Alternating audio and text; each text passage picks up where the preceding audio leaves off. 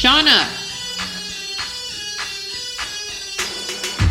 Key things for like notarizations, like especially if it's your first time notarization. First off, I keep getting a lot of questions about this thing right here, the primer. You guys keep asking where do you get this from. You get this from like the NNA website. You can even get a version of this from Amazon. You got to understand, like this one that I'll show you right here, this is Texas, so every state will have its own version. This basically is just different stuff. It basically explains certain things, record keeping, misconduct. It even actually has a section in here about online notarization. So if you ever want to get like a remote notary, this is a really good tool to have. I actually don't remember how much these cost. Like if you get these on Amazon, you're gonna pay like $7.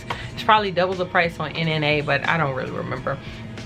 So you guys keep asking about this. Where do you get this from? Amazon or the NNA? It's just like basic. It gives you very basic information of like how to follow the rules and regulations of a notary public. So this is specifically for notaries, not so much loan signing agents. And another thing I want to go over is, okay, for instance, like here, no worries, this is like fake. This is not a real signing people. This is just examples. If you didn't know, in your notary journal, there we go, there is example of how you're supposed to do it. Boom, boom, boom. If you're curious of what that looks like, I even do a video. This actually excludes this if you're in Texas. If you're in Texas, this is a no-go. You should never fingerprint in Texas. And also you should never, let me see if they do it here. You see, let me see, driver's license. You see on the driver's license section, hold on, how it says CA as in California driver's license. If you're in Texas, you can't put what type of driver's license. Say they're from California, you're in Texas, and they get something notarized and they hand you a California driver's license, you cannot put California driver's license. You cannot put, if they're from Texas and have a Texas driver's license, you cannot put Texas driver's license.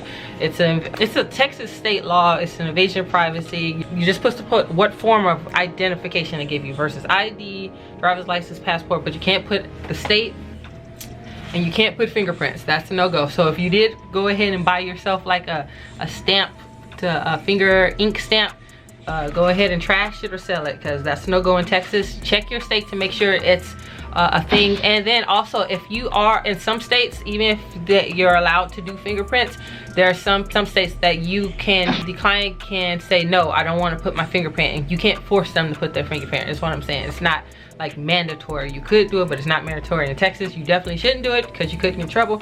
But what I want to show you guys is that there's something called safeguards. Honestly, I don't use it that often, but this is when, if you ever see them say a notary journal with safeguard, this is what they mean. Really, it's just a sheet of paper.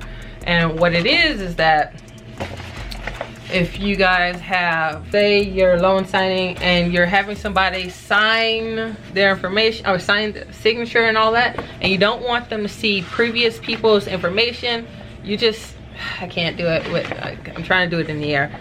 So you would hide the people's information from before and let them sign, and that way they don't see other people's information.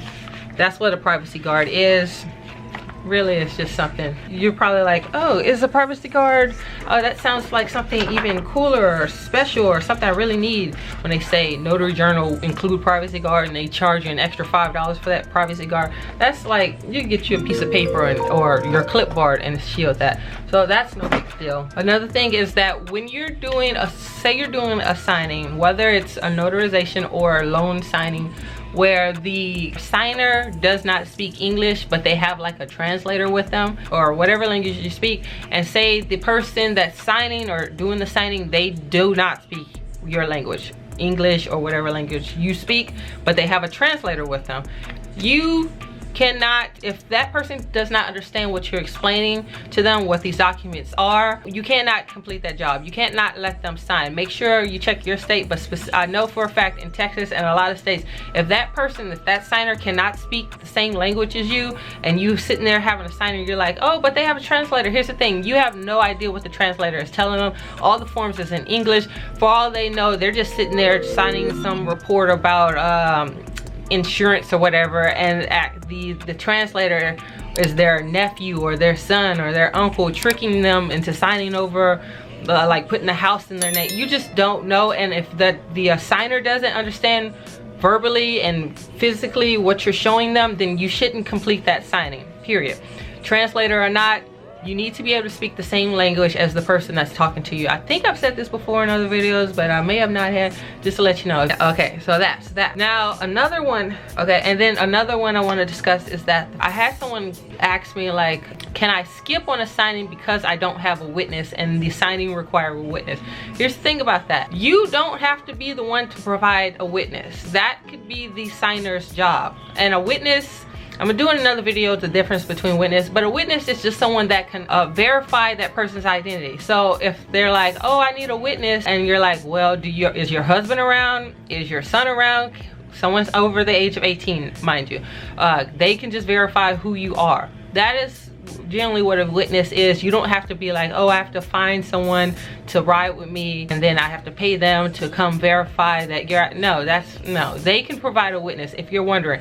And yes, even if you don't have a witness and you just don't want to do it all the way, you can turn it down. You are your own boss. You make your own rules. You don't have to do nothing you don't want to do. You answer to no one but yourself. So yeah, there was one more I want to go through, but I'll do another video. Let's just keep this short. Thank you for watching.